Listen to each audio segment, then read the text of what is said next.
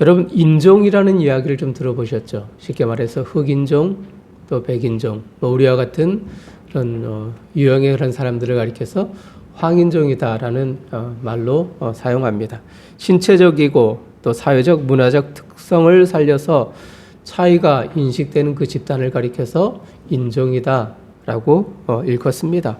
쉽게 말해서 말씀을 드렸듯이 색깔별로 구분하면 우리가 참 쉽게 이해할 수 있을 거예요. 때로는 문화나 혹은 전통, 종교로 나누는 경우들도 있습니다. 그런데요, 딱히 하나만으로 구분할 수는 없습니다. 흑인이라고 해서 그 모든 흑인들이 피부색만 가지고 흑인종이다라고 일컬지는 않습니다. 또 다른 말로 하자면 백인종이라고 하여서 모두가 같은 종족이다라고 말하지도 않습니다. 특별히 백인 우월주의, 백인의 그런 가장 우수성만을 고집하는 그 사람들의 주장은 피부색이 하얗다고 해서 순수 혈통의 백인 인종이다라고 말하지 않습니다. 조건을 하나 더 내세우는데요. 파란 눈을 가졌거나 혹은 머리결이 그런 황금색이어야 된다는 것을 또 추가적으로 말합니다. 그 모든 조건들을 다 갖춰야지 진정한 백인이다라고 말하는 사람도 있습니다. 그런데 역사적으로 우리는 어떻게 사람들을 나누었습니까? 피부색으로 사람을 나누었어요. 흑인을 많은 사람들은 검다고 하여서 노예로 취급을 했고요. 저와 같은, 우리와 같은 색을 지닌 아시아 계통을 지금도 유럽의 사람들은 조롱합니다. 여러분, 스포츠를 좋아하는 분들이라면 간혹 경기 중에 동양에서 온 선수들이 아주 우수하게 뛰는 그런 선수들을 볼 수 있어요. 그들을 가리켜서 경기가 끝나서 그런 눈 찢어지는 그런 모습, 그런 액션을 취하면서 간접적으로 조롱하는 경우들도 간혹 있어서 그것이 문제가 되기도 했습니다. 그런데 다르다고, 즉 쉽게 말해서 피부가 다르다고 그것이 틀린 것입니까? 틀린 것은 아닙니다. 피부나 혹은 종교, 문화를 가지고 사람을 평가해서는 안 되는 거예요. 그저 다를 뿐이지 잘못된 것은 절대 아닙니다.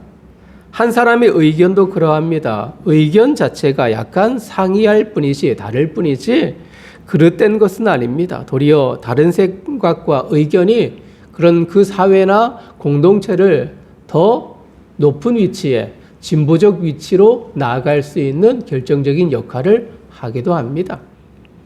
여러분, 고린도 교회 안에 다른 행동들을 가지고 있는, 다른 생각을 가지고 있는 사람들이 있었어요. 지금 우리가 고린도 전서를 살펴보면서 교회 안에 팽배되어 있는 많은 문제들을 보잖아요. 다른 생각을 가지고 있는 그것 때문에 나타나는 문제들입니다. 표면적인 것을 보면서 판단하기보다는 내면에 임하는 하나님의 능력과 인식을 기본 표식으로 삼아야 된다는 것을 우리는 인식할 수 있어요. 하늘의 교제를 누리기 위해서 우리는 무엇을 생각해야 할까요? 오늘 역시도 우리가 읽었듯이 고린도 교회 안에는 교제 안에 있기를 희망하는 사람들이 모였었는데 그 교제에 대한 다른 생각과 더불어서 다른 행동을 하는 그 사람들 때문에 문제가 발생했습니다. 오늘 본문을 보면서 우리의 교제권, 우리의 관계권은 정말 어떠해야 하는가를 인식하면서 서로에 대한 사랑과 배려의 마음들이 더 든든해지기를 소망해 봅니다. 자, 여러분, 나뉜다는 것을 표면적으로 받아들일 이유는 없습니다. 그것을 표면적으로 그것은 잘못된 것이다, 끼리끼리 모이는 것, 다른 의견을 제시하는 것은 틀리다, 그릇되다 라는 단 한 가지의 그런 확언으로 우리가 인식할 필요는 없습니다. 여러분, 예를 들면 이런 거예요. 여러분 회사를 다니시죠? 아니면 사업하시는 분들도 계시고요. 또 아니면 회사나 사회가 아니더라도 가정이라는 것, 가정 안에서도 아파트에 사시는 분들은 부녀회 이런 게 있잖아요. 그죠? 그런 모임들, 또는 그런 취미 활동들을 위해서 모이는 그룹들 있습니다. 그 공동체 안에 무수히 많은 의견들이 어때요? 난무합니다. 있습니다. 이를 종합적으로 판단하고 걸을 것은 거르고 취할 것은 취할 때 그 공동체는 아주 긍정적으로 나아갈 거예요.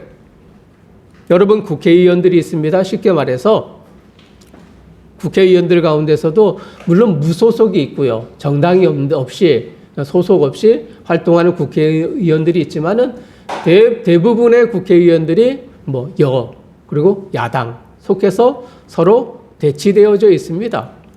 하나의 법을 상정하여서 만드는 그런 기능을 하기 때문에 여러분, 국회의원들이 같은 생각만을, 한 고집만을 주장하는, 의견만을 주장하는 사람들만 모여 있다면 어떻게 될까요? 그것은 독재 국가입니다. 억압하고 착취하고, 물론 백성들을, 국민들을 위하여서 나아가겠지만 그것이 한편으로 달려가게 되어지면 아주 위험성이 많이 있어요. 그런데 참 다행인 것은 민주주의 국가 속에서는 여가 있다면 야가 있습니다. 한 의견에 대해서 긍정이 있고 반대가 있어요. 그것이 서로 대치되어져서 좋은 방향으로 나아가기 위해서 서로 다투고 싸우는 거죠. 물론 정당의 이익을 위해서 하겠지만 반대의 의견이 있기에 긍정적으로 나아가는 부분이 있는 겁니다. 여러분, 교회는 어떨까요? 교회도 다르지 않습니다. 어떤 교회 조직이 좋겠습니까? 어떤 목사님은 그렇게 이야기를 합니다. 우리 교회는 참 성도님들이 순종적으로 대하는 성도님들이 참 많습니다. 그러면서 제가 의견을 제시하면 그 모든 것을 예라고 답변하고 하나의 반대 의견을 제시하지 않습니다. 이렇게 이야기하면서 자랑합니다. 물론 좋죠. 성도님들의 그 순종적인 그 모습이 얼마나 아름답습니까? 그런데 문제는 그 목사가 정말 하나님의 생각을 대변하고 하나님의 방향성을 따라서 나아간다면 그 교회는 아주 건강한 교회가 되겠죠. 그러나 만에 하나 내 개인의 욕심에 치우쳐서 또 개인의 그런 사고에 너무 집중하여서 모든 의견을 독점하고 아마도 그것이 교회 그런 모든 권력기구의 가장 핵심에 본인이 있고 그것에 대해서 반응하는 사람들이 전혀 없다면 그 교회는 하나님이 원하시는 방향이 아니라 인간이 다스리고 통치하는 교회가 될 것입니다. 때로는 한 안건을 가지고 격하게 반응할 필요도 있습니다. 다른 의견을 제시할 수 있어야 합니다. 그러면서 십자가의 가장 큰 가치를 내세우며 바르게 갈 수 있도록 목사나 성도들 모두가 함께 해야 하는 것이죠. 때로는 목사의 의견에 대해서 아니다라고 말할 수 있고 또 그것에 대해서 성경적으로 혹은 여러 가지 많은 그런 사람들의 그런 이성적인 그 의견들을 종합하여서 때로는 순종적으로 반응할 수 있어야 되는 거예요. 그래서 반대의 의견도 다른 것에 대해서 인정할 줄 알고 그것을 받아들이는 태도가 굉장히 중요하다는 것을 말씀드리는 겁니다. 사도 바울은 지금 구두로 말로 전하는 교회의 소식을 들었습니다. 고린도 교회 소식을 들었어요. 그 소식은 한마디로 이런 것이었죠. 교회에 분열이 있다. 나눔이 있다. 분파가 있다라는 이야기를 들었습니다. 바른 방향에서가 아니라 그럼 바른 방향으로 나아가면 그 다른 의견들도 아주 소중히 여길 수 있겠지만 그릇된 쪽으로 분란이었던 거예요. 그래서 바울은 믿고 싶지 않았습니다. 주님의 교회입니다. 하나된 그리스도의 몸을 이루는 지체들인데 서로 다툰다는 것을 상상할 수 없었던 겁니다.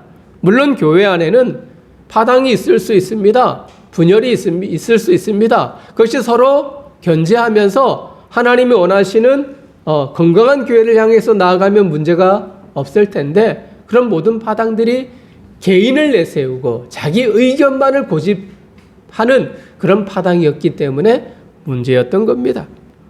고린도 교회 성도들이 모일 때에 이제 특히 성만찬 예식이 거행될 때 모임을 통해서 교제가 풍성해지는 것이 일반적으로 바라는 교회도 성찬식을 진행하잖아요. 그 성찬을 통해서 우리가 그리스도와 연합된 존재, 그리스도와 교제하는 성도, 그리고 성도와 성도 간의 아름다운 그런 사랑과 나눔이 있는 공동체를 지향하면서 우리가 주님의 피와 몸을 먹고 마십니다. 그런데 이 고린도 안에는 성만찬을 진행하는데 이런 기대감보다는 다른 방향성으로 흐르고 있었던 것이 문제였습니다.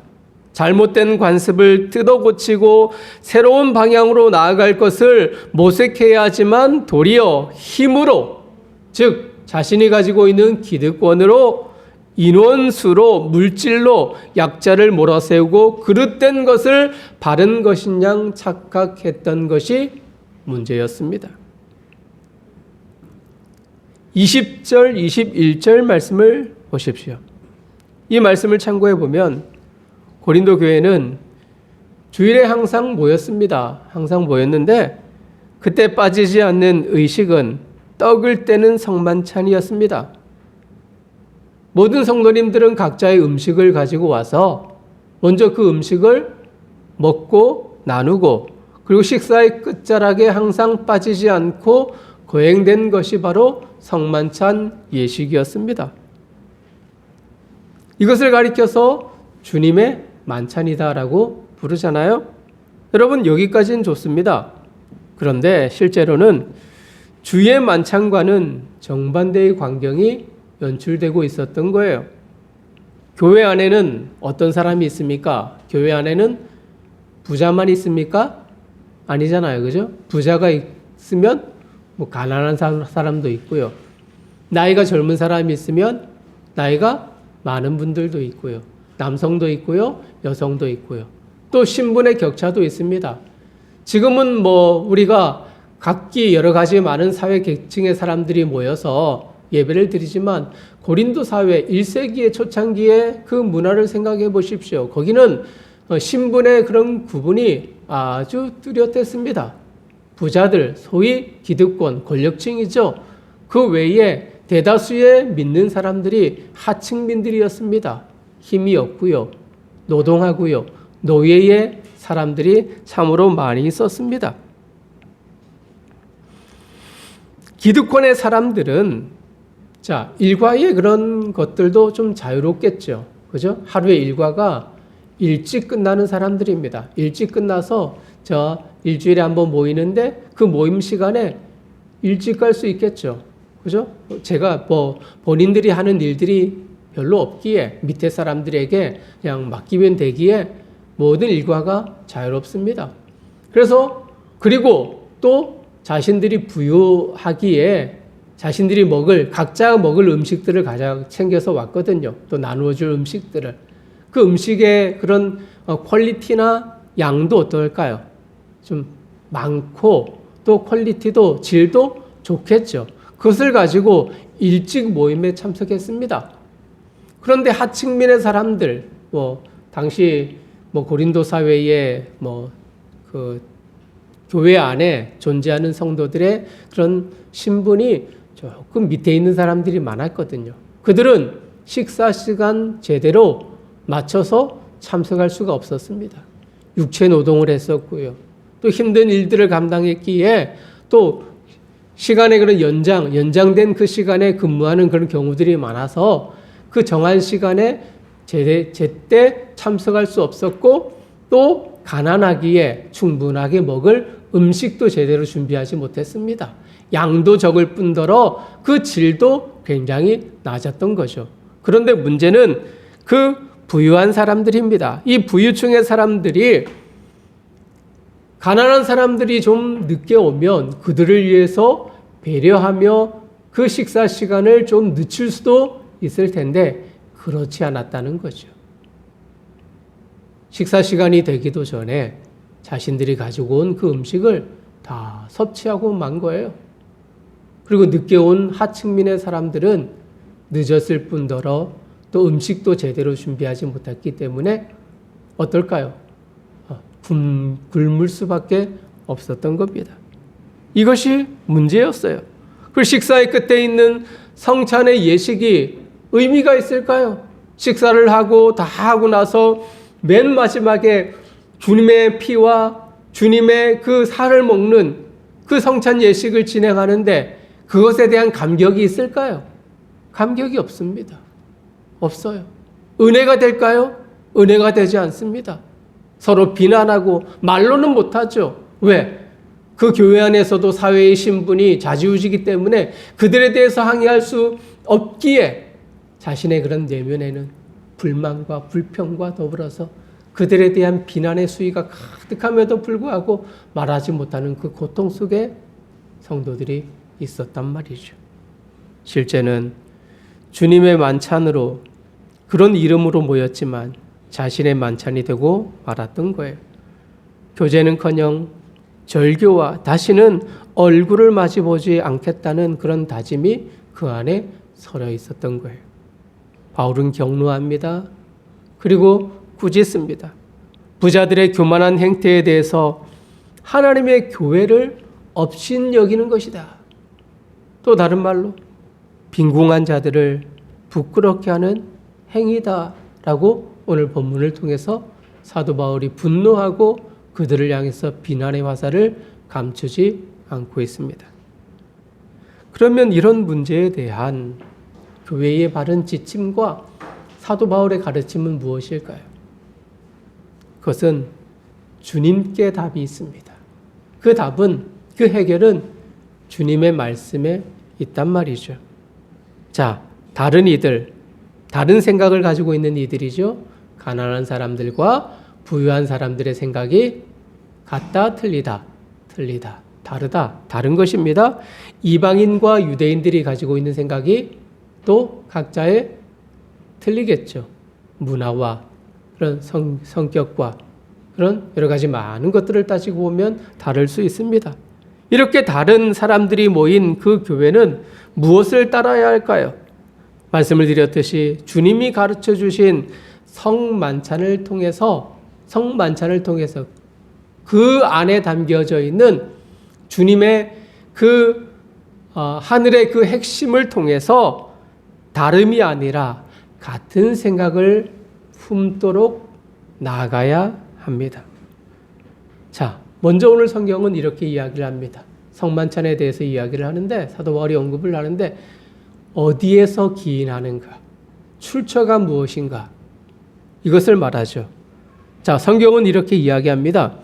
주로부터 받은 것이다. 주님으로부터 받은 것이다. 라고 이야기를 합니다. 여기에 받았다라는 이 단어는 전문 용어입니다. 받았다. 기술이나 또 뛰어난 그 학술을 제자들에게 전할 때 사용하는 단어였습니다. 받았다. 그래서 포도주를 마시는 것은 형식이 아니라 신앙생활을 위한 가장 기본적인 요소임을 밝히고 있는 거예요.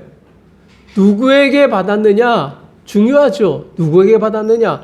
우리가 상을 받았어요? 아이가 상을 받았어요.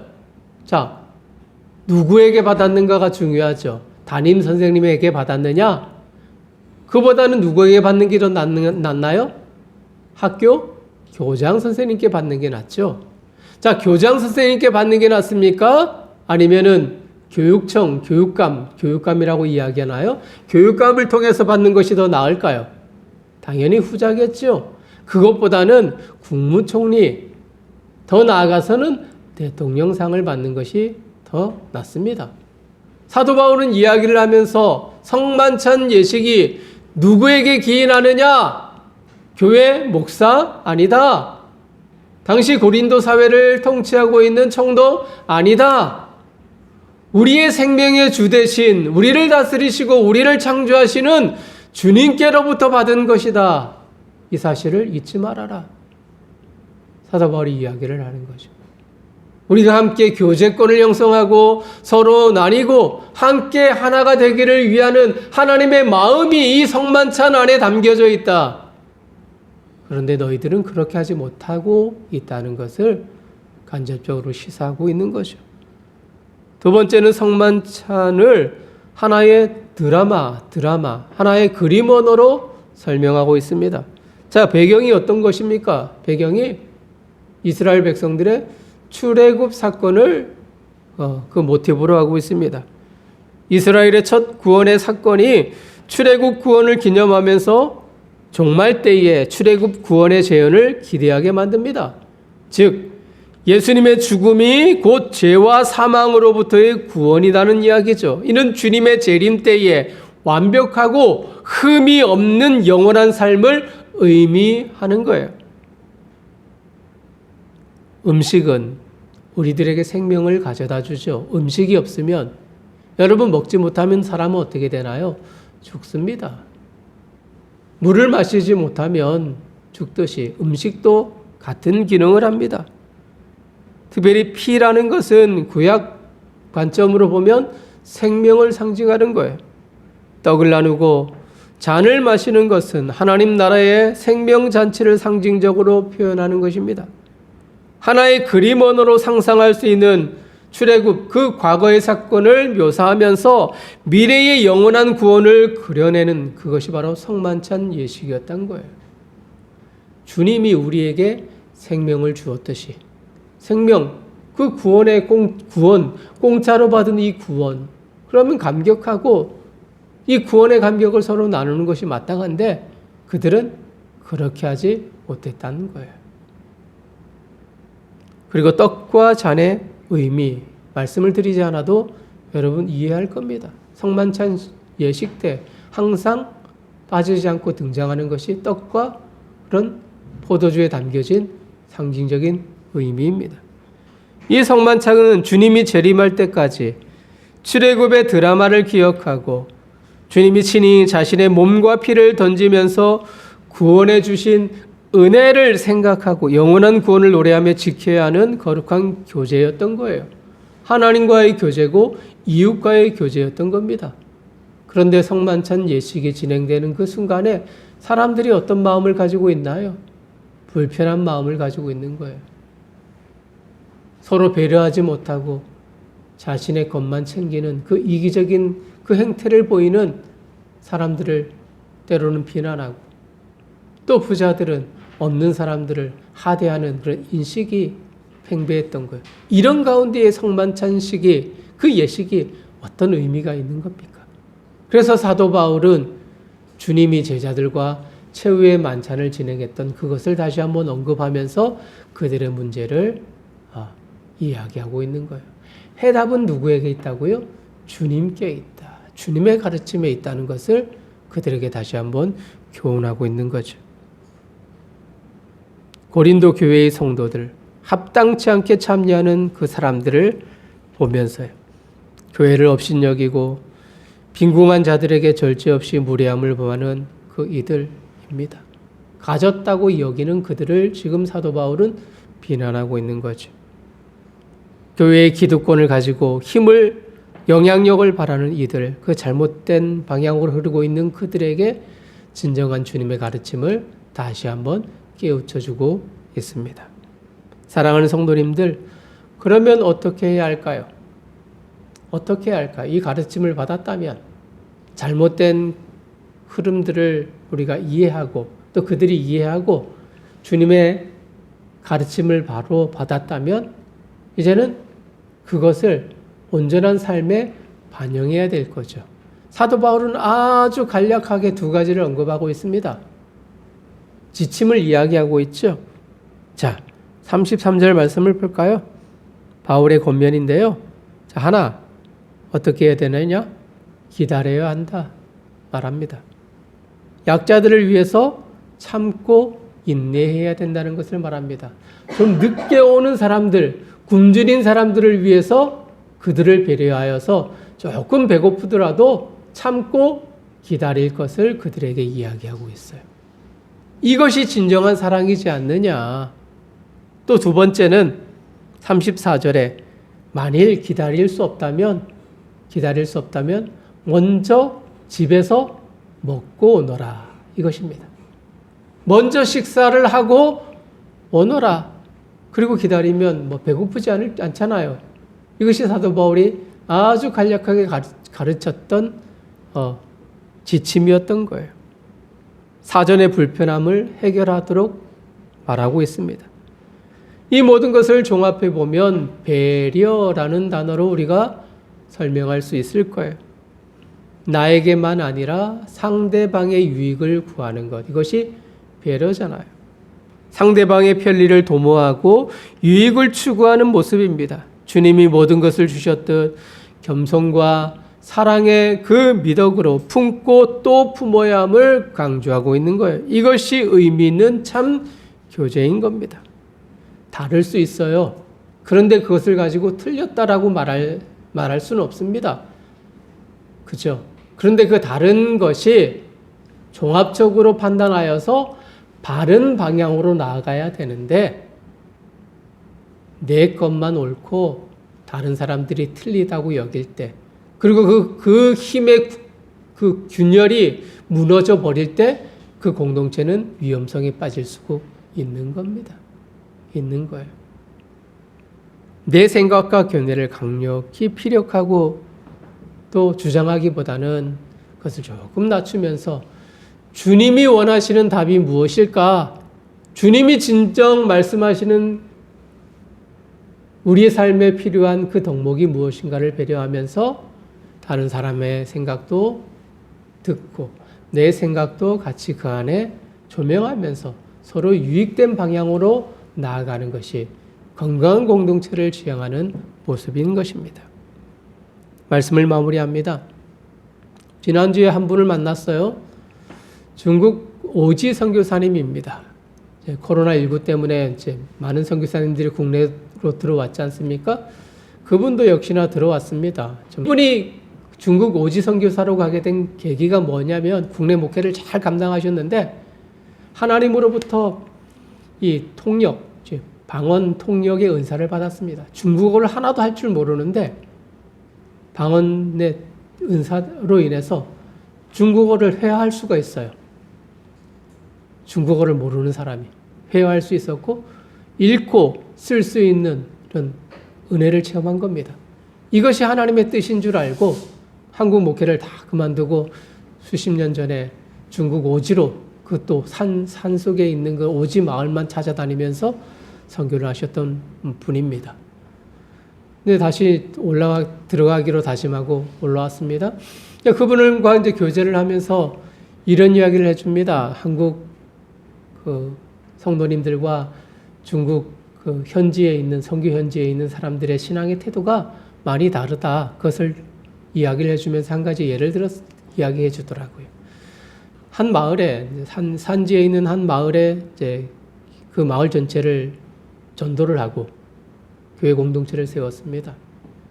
근데 문제는 자신이 없을 때 아랫마을과의 그런 갈등이 있었어요. 아랫마을에 있는 그 사람들이 중국 그 정부에 탄원서를 내서 그 도로, 그 길이 엉망이었던 그 도로에 시멘트를 깔고 길을 아주 평탄하게 만들었는가 봐요. 그러면서 한편으로 마을, 산속에 있는 그 마을에, 윗마을에 통보를 했던 거죠. 너희들은 이제 이 길을 왕래할 수 없다. 우리가 애써서 닦은 길이기에 너희들은 이제는 내일부터 통행할 수 없다는 것을 알아달라. 이 통보를 받은 겁니다. 윗마을의 사람들은 시장을 가려면 이 길을 따라가면 1시간이면 갈 수 있는데 그 길 외에 산을 2개를 넘어서 돌아서 가게 되어지면 한 4시간 이상이 걸리는 거예요.